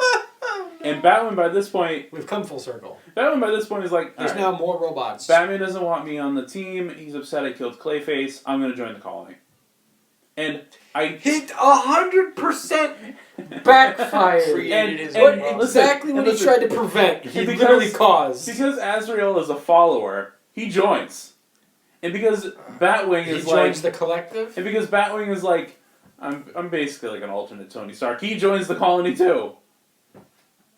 Thus furthering the advancement of the world's smartest detective man ever. And then everything goes to shit. In the fight against Robin, OMAC, Batman, like that combination of whatever he is, in that fight, Tim is able to like mess with the programming and like Hacker Man. Ulysses' digital mind gets locked away, leaving his body a vegetable. Tim Drake is freed. That's rough. So OMAC, like the OMAC, system or whatever, goes onto like the colony system, so they cancel each other out. The colony is taken down like digitally, while the OMAC project dies. And at the very end of the arc... I feel like Batman's useless and Tim's just carrying this entire arc. Yeah. He's carrying the whole thing. And by the end... Man, they really did give Tim his own book. Yeah, by the end, like, the team breaks up. Batwoman's like, I'm not going to be on the colony. I'm not going to be on any sort of Batman team. I'm just going to do my own thing elsewhere. Fair enough. And, like... Hey, people don't quit jobs. People quit bad managers. And Batman's he's a pretty bad manager. Spoiler, and Robin go off to do their own thing elsewhere. Did they open a burger joint? No. They should. I feel like their name's very catchy for some reason. I think Orphan sticks around. She hangs out with Barbara Gordon. Oh wait, she's not crippled anymore. No, she's not. She's just Batgirl. And yeah, Batman's kind of left on his own. Yeah, it's like, I really enjoy it because... like, it's bittersweet, and I feel like that's what the best Batman stories do for the character, is like, he does something positive for the wrong reasons. Yeah. And for a while it works. Or the wrong way. And then, like, just, like, one little screw goes loose, and then the rest of it comes out. And I love that the people that kind of call him out on his bullshit are the people that, not that, like, he undermines or, like, underestimates his, like, allies or anything, but I think he forgets how equal everybody is. How equal everyone is, and I think in a way it kind of benefits him to know that the people he's working with will call him out. Like, it's almost like you want people like that associated with Batman more than, like, a mindless follower. Like someone like Azrael. Or, like, if you get people who follow Batman blindly and do whatever he asks, then you get the colony. Who are, like, they have They're fanatics. They're fanatics, and they have no will of their own to make decisions. And it's almost like the idea that Batman's allies, like Batman and Robin and Spoiler, that free will that Batman kind of depends on them to make their own decisions and kind of, like, overcome whatever system they've been through, is also a detriment to what he is trying to do. It's a weird split because it's like that free will is a necessity because it's, like you said, it's their ability to turn around and tell him, no, you're being an idiot. Mm-hmm. Or, even worse, being called a hypocrite and seeing that. Yeah. But at the same time, that also goes completely against Batman's character, for lack of better words, because he needs that sense of control of the situation. Right. Which is why he tries to bring in people with variables that he's like, all right, I can handle this. Right. It's almost like Batman tries to use people, but for the main task of like beating himself. The Batman book that was going on when this was going on, Batman is like a robot. He doesn't show any emotion in like the main Batman book. But in this book, but that's the thing too is like, I mean, you just cried that one time. The movies you don't ever see him. Yeah. Well, anything beyond when he's a kid and he watched his parents die. Yeah, after you see him sad and you see him stoic. Yeah. But in this book, you see him sad that Tim dies. You see him like mournful when he embraces spoiler. You see him proud when Cassandra learns ballet or at least takes an interest in it. He's the parental figure that they never had. Yeah, and you see him respond to someone like Kate Kane, who is his family. There's even a bit in the book where he confronts Jacob Kane, and Jacob is like, "You're like my nephew. Like I remember when you were a baby, and now you're this." And he's like, "Yeah, well, I remember when you were somebody's parent, and now you put all this together." Like you don't see that level of familiar rivalry in a Batman story. It's like it's a human element. I think that's a big thing with superheroes, like superhero comics and superhero movies that is kind of missing. Mm-hmm. Is the fact that they are human, well, for the most part, and like it's not portrayed that much. And I think, going back a little bit to when they did the Joker movie, I think that's why that was so taken well too, is because it showed the humanity of one of the most notorious comic book villains. Sure. Yeah, I think on the DC side, it is way more rare. And not to, like, shill out or anything, but I feel like some of the best Marvel movies capture that. Mm-hmm. They capture that. Well, I mean, the Punisher series. Right, Punisher series did a fantastic job with that. I think it's just as simple as letting your heroes, like, show sadness without it being misconstrued as brooding. I think there's a really big difference between Batman being sad that his son basically dies, and him being sad that I'm Batman and this is my responsibility. Yeah. You can only get away with so much. I mean, I was gonna mess. Is it melancholy? Melancholy. Yeah. You can only get away with so much before you're just like, all right, this is kind of pathetic. Right, but when it's about something that's close to home like that, like every emotional spur that Batman goes on in this book is brought on by something that is close and tangible to him. It's almost relatable. It's like, if you were in his shoes, yeah, I would be sad about Robin. I'd be sad that my cousin killed somebody. Get in the van. Yeah. Got it for you. But yeah, that is Detective Comics, written by James Tynion IV. We covered a lot of arcs, and I'm glad we did. I'm a big fan of this era of Batman, and I'm glad that I get to start this new era of the comic buffet out with the people that helped found it with me. Woo. Quite honestly, I think that might be probably the best Batman story that we've gone over. Oh yeah, I wouldn't doubt it. Well, thank you for having us. Of course. And if you miss Connor or Justin, don't worry. You will see them on future episodes this year. Stay tuned. Follow me on Facebook, Twitter, and of course on YouTube. And I will see you guys next time. Goodbye. Gang gang.